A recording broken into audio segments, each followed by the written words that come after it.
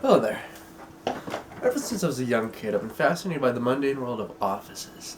The fascinating and mundane sites really took a deep hold of me, and I'm making these series to entertain anybody who's also interested in the same niche hobby as me. Honestly, every time I do this intro, it's like a game of telephone. Anyways, welcome to Office Logic, episode 7, I believe. Lucky number 7. Staplers. Bang! This is my Echo 30.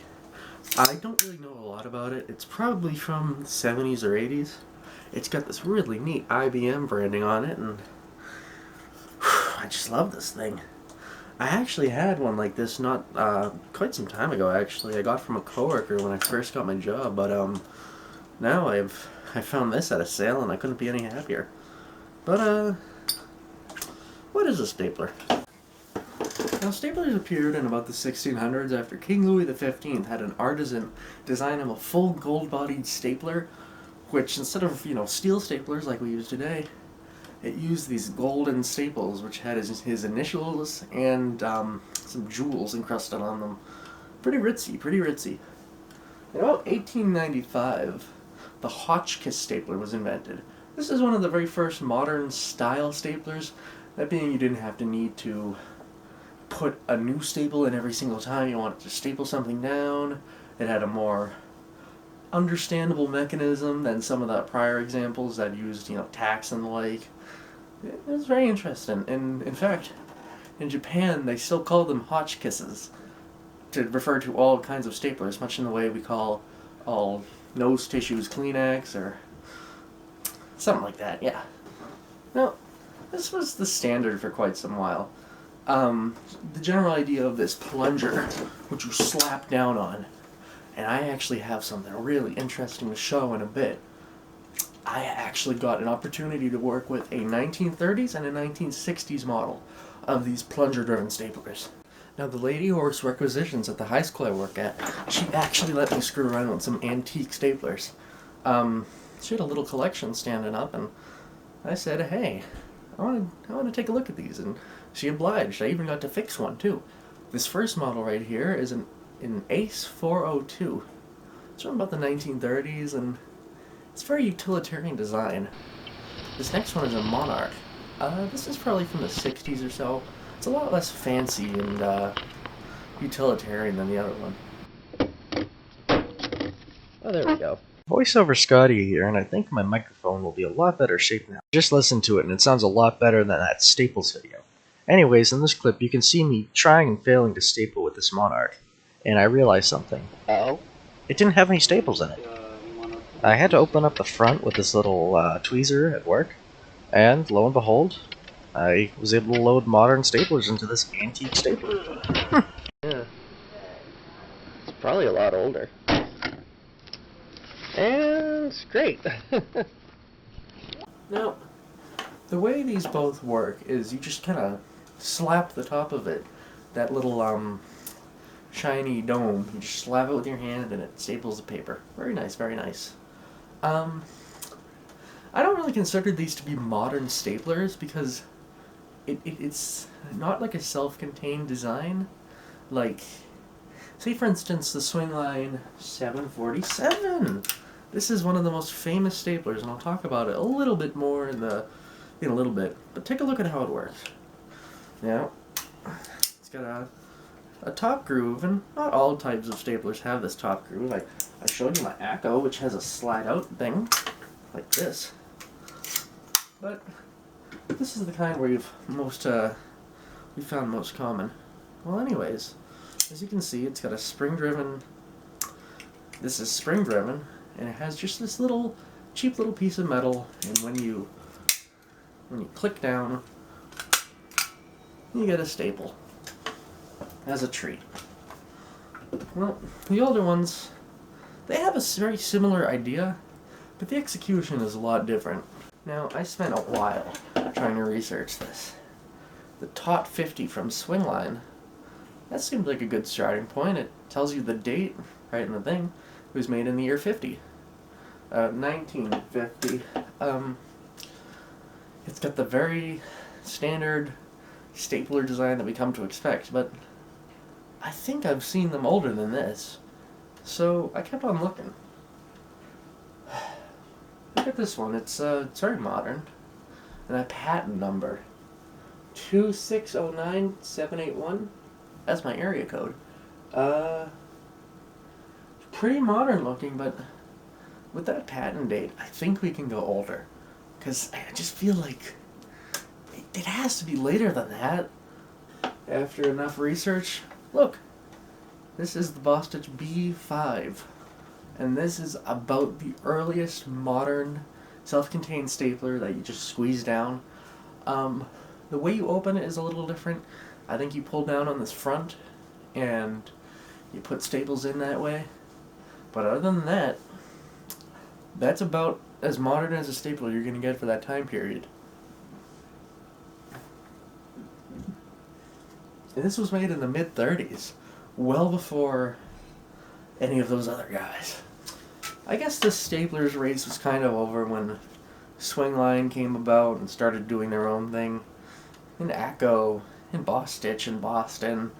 And they all started to evolve and kind of copy each other's homework. And they all became sort of like this.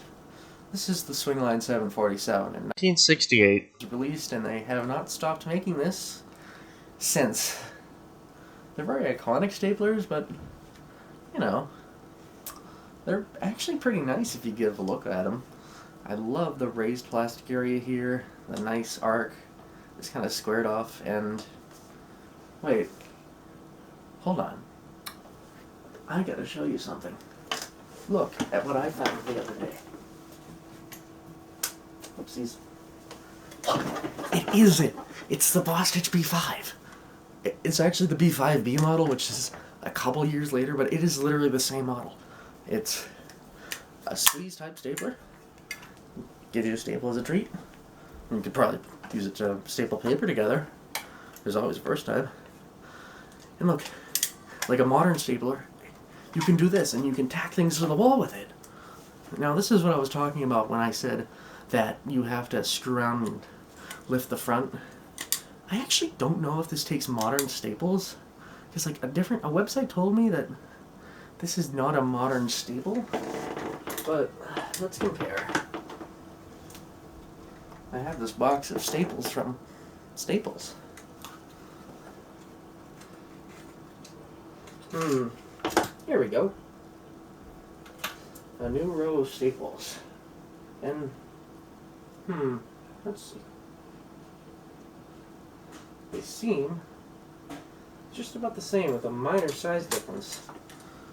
Well, let's see if these 2003 staples will fit in this 1930 stapler. I'm sorry.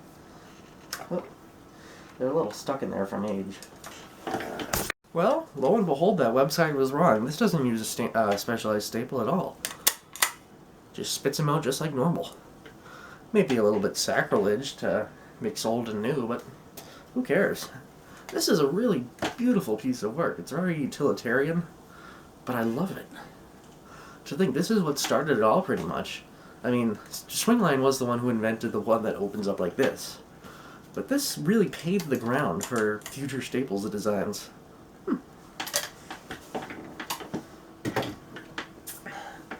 And I want to talk about this little one. It's not special. Not special to you. It's special to me. A best friend of mine gave it to me. And it's very enigmatic. It's a Bostitch B5... Oh, it's a Bostitch B125. And I can't find any information on it. And I can't tell when it was made. This top bit looks very modern. You know, the solid plastic. But it opens up like this. But also, it doesn't have the Swingline style where it retracts the push rod. You actually have to move, advance it by hand. I don't know when it was made, but it's a very cute little stapler. I would burn down a building for this. I think I can appreciate these little guys a lot more than I would beforehand.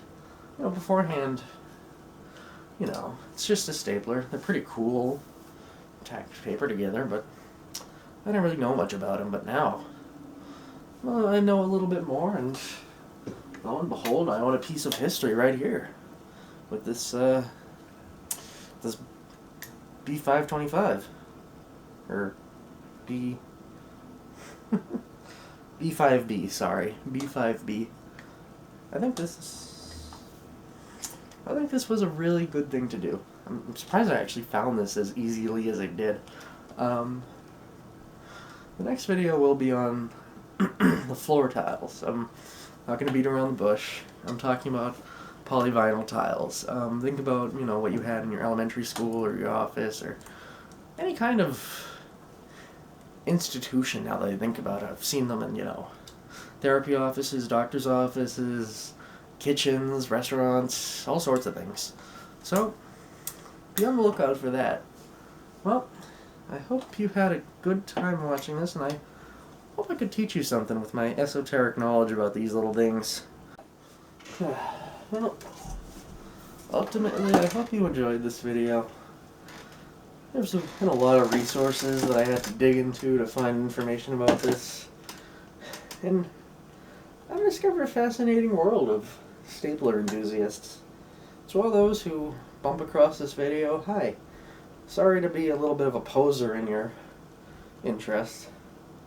But, it certainly was a very wonderful thing to learn about all these staplers. Well, have a wonderful day.